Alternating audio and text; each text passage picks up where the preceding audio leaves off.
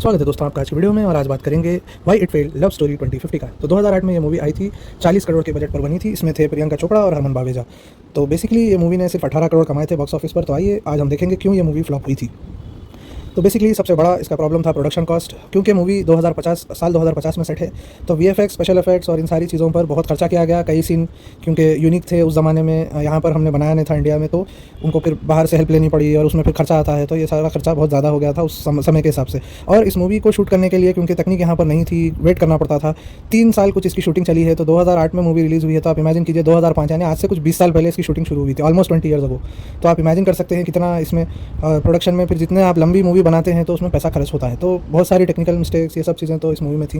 Next point पर आते हैं। सबसे बड़ी प्रॉब्लम इस मूवी की थी दी टाइम मशीन करके एक इंग्लिश मूवी है स्टीवन स्पीलबर्ग की, जिससे इस मूवी को अडेप्ट किया गया था। तो आइए कुछ इस मूवी की कहानी को हम समझते हैं। तो दी टाइम मशीन में जो मूवी है, ओरिजिनल मूवी है, उसमें क्या होता है, एक बंदा होता है जिसकी जो 1890 में कुछ वो साइंटिस्ट होता है और बेसिकली एक एक्सीडेंट में या एक चोरी के समय उसकी वाइफ की हत्या हो जाती है। तो वो इस बात से डिप्रेशन में आकर और इस बात का जवाब ढूंढने की कोशिश कर वो टाइम मशीन इन्वेंट करता है। और जब वो टाइम ट्रैवल करता है और वो अपनी बीवी को बचाने की कोशिश करता है, उनकी बीवी की मृत्यु किसी और तरीके से हो जाती है। फिर वो बंदा दोबारा जाता है, फिर दोबारा जाता है और इस तरह कई बार ट्राई करता है। और वो पाता है कि जब भी वो पास्ट को चेंज करने की, अपनी बीवी की मृत्यु रोकने की कोशिश कर रहा है, तो वो फेल होता जा रहा है। तो वो सोचता है कि मैं फ्यूचर में जाऊँगा, 1890 से मैं आगे जाऊँगा और मैं आगे के फ्यूचर में लोगों को पूछूंगा कि क्यों मैं अपनी बीवी को बचा नहीं पा रहा हूँ। तो वो फ्यूचर में जाता है, वहाँ पर जाकर 2040 में किसी से वो पूछने की कोशिश करता है। वहाँ के साइंटिस्ट उसको बोलते हैं कि हमने अभी तक टाइम ट्रैवल इन्वेंट ही नहीं किया, तुम क्या बात कर रहे हो। तो वो फिर कई लाख साल आगे वो गलती से चला जाता है। बहरहाल मूवी की एंडिंग में उसको ये समझ आती है, ओरिजिनल मूवी की बात हो रही है जिससे लव स्टोरी 2050 इंस्पायर्ड है। बहरहाल उसको ये समझाया जाता है कि देखो, तुम्हारी बीवी के मरने की वजह से तुमने टाइम मशीन बनाई, वरना तुम टाइम मशीन बनाते ही क्यों। तो इसीलिए टाइम मशीन तुम टाइम ट्रैवल कर उस घटना को नहीं बदल सकते जो तुम्हारी बीवी की मृत्यु हुई, वरना तुम टाइम मशीन बना ही नहीं पाते। तो तुम टाइम ट्रैवल करते ही कैसे। तो ये एक पैराडॉक्स बन जाता है, बेसिकली सर्कुलर एंडिंग बन जाती है इस मूवी की। और वो बंदा फैसला करता है कि वो वहाँ पर जो भी बुराइयाँ हैं, बुरी ताकतें, उनको हराएगा फ्यूचर में। और वहाँ के लोगों में उसको एक लवर मिल जाती है और वो वहीं पर सेटल होने का फैसला कर लेता है। कुछ यहाँ से समझिए आप, कुछ लाखों साल आगे पृथ्वी पर वो सेटल हो जाता है।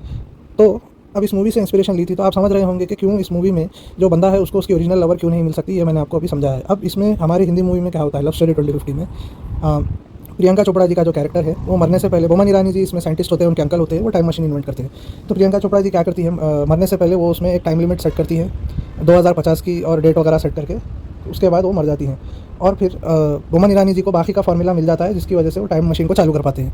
अब उनके मरने के कुछ दिन बाद हरमन बावेजा को बोमन ईरानी जी बोलते हैं कि देखिए, मेरे पास जो टाइम मशीन है वो चालू हो गई है, हम ट्राई कर सकते हैं कि हम प्रियंका चोपड़ा को जाकर पास में जाकर बचाने की कोशिश कर सकते हैं। तो उसके लिए वो राज़ी हो जाते हैं, वो वहाँ पर जाते हैं, कोशिश करते हैं, लेकिन वो मशीन चलती नहीं है क्योंकि उस पर जो डेट सेट हुई है वो वहीं पर जाना चाहती है। तो उनको ये रियलाइज़ होता है कि वो उनको 2050 में जाना पड़ेगा। तो वो जाते हैं, लेकिन वो सोचते हैं कि हम सिर्फ जाकर वापस आ जाएंगे, फिर कुछ और सोल्यूशन ढूंढेंगे। लेकिन जब वो वहाँ पहुँचते हैं, उनको जब वो 2050 में पहुँचते हैं, तो उनको वहाँ पर बोर्ड्स पर और हवा में उड़ते हुए क्या कहेंगे, एलईडीज़ पर उनको जायशा करके एक फेमस सिंगर का नाम दिखता है। जायशा हूबहू प्रियंका चोपड़ा जैसी दिखती हैं।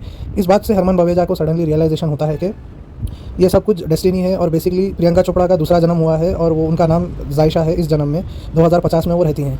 तो बेसिकली उनको वो रिझाने के एक मिशन में हरमन बावेजा लग जाते हैं। वहाँ पर एक क्रिमिनल होता है जिसे पता चल जाता है कि इन लोगों के पास टाइम मशीन है, तो वो आकर इसे लेने की कोशिश करता है। बेसिकली हरमन बावेजा उसको हराते हैं और प्रियंका चोपड़ा की नए किरदार को याद दिलाते हैं कि उनका दूसरा जन्म हुआ है, और वो उनको सब कुछ याद आ जाता है। बेसिकली वो नई प्रियंका चोपड़ा को सब कुछ याद आ जाता है कि वो पिछले जन्म में कौन थी, और वो हरमन बावेजा के साथ टाइम मशीन में बैठकर 2008 में वापस आ जाती हैं।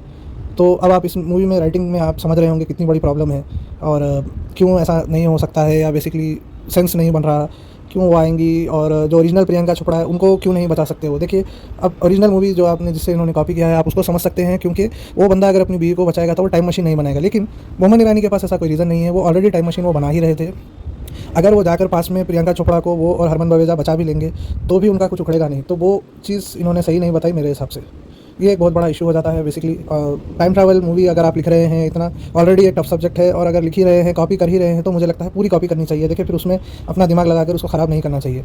अगर आप इंग्लिश सोर्स से, अमेरिकन सोर्स से कॉपी कर रहे हैं, तो फिर उन्होंने कुछ सोच के लिखा है तो उनकी सोच को समझिए, और कॉपी कर ही रहे हैं या फिर कॉपी ही कर रहे हैं तो फिर पूरी तरह से कॉपी कीजिए ना। आप फिर अपना दिमाग क्यों लगाएंगे उसमें, मत लगाइए।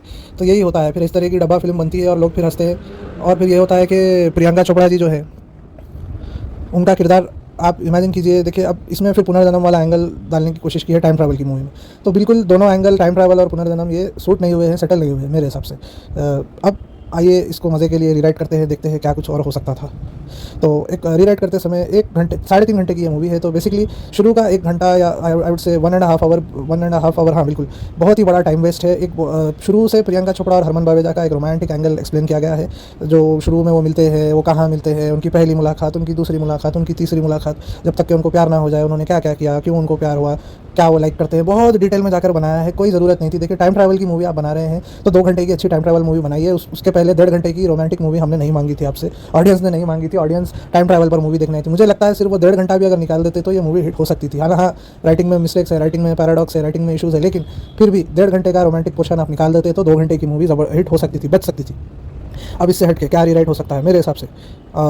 प्रियंका चोपड़ा जी जो डेट सेट करती हैं और जब वो 2050 में जाते हैं, तो मुझे लगता है कि इसमें ऐसे होना चाहिए था कि अगर आपने कुछ इंग्लिश मूवीज़ देखी हैं तो वो ये कहते हैं कि कभी कोई मरता है या ऐसे कुछ होता है तो वो पॉइंट सर्टेन टाइम होता है, उसको आप चेंज नहीं कर सकते। कुछ टाइम ट्रैवल मूवीज़ में ऐसे नियम बताए जाते हैं।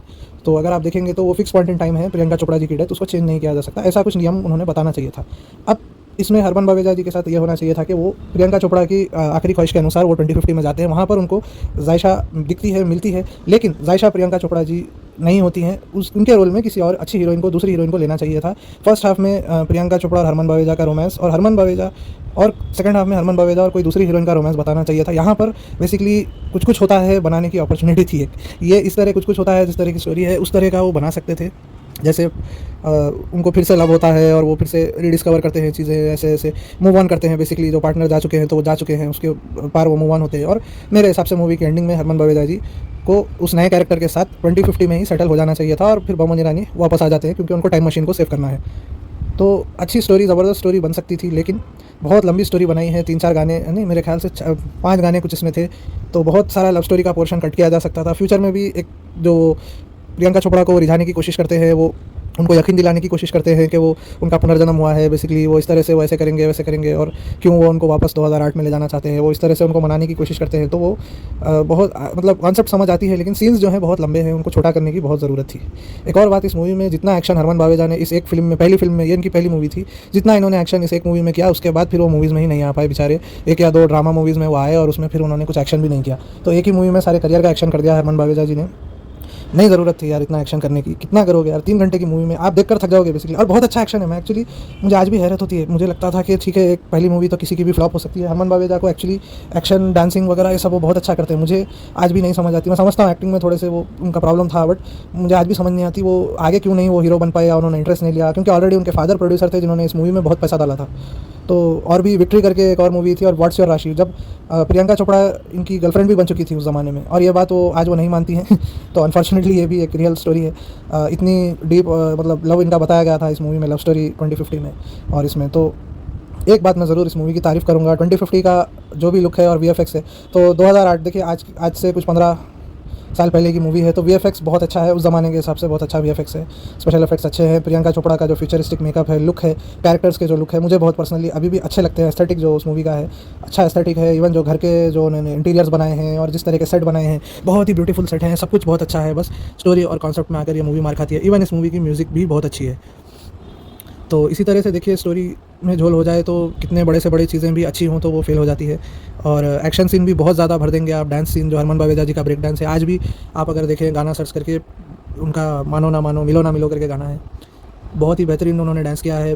तो मुझे अभी भी अजीब लगता है वो क्यों एटलीस्ट कमर्शियली वो कुछ और मूवीज़ में क्यों नहीं कर पाए करके। खैर, उन अपनी अपनी किस्मत होती है। प्रियंका चोपड़ा जी ने तो इस प्रोजेक्ट को, इस मूवी को, इस रिलेशन को ही भुला दिया और वो फिर आगे निकल गई। तो आपने अगर ये मूवी देखी हो तो ज़रूर कमेंट करके बताएं आपको कैसी लगी थी और आपने कब देखी थी, और क्या आपको लगता है ये मूवी और ज़बरदस्त हो सकती थी। इसमें अगर कुछ चेंजेस, जैसे हम बोल रहे हैं, या आपको लगता है कुछ और आपके हिसाब से कुछ चेंजेस होने चाहिए थे तो मूवी ज़बरदस्त या कम से कम अच्छी हो सकती थी, सेव हो सकती थी फ्लॉप होने से। तो ज़रूर ये भी मुझे कमेंट करके बताइए। उम्मीद करता हूँ आपको आज की वीडियो पसंद आई हो। तो वीडियो देखने के लिए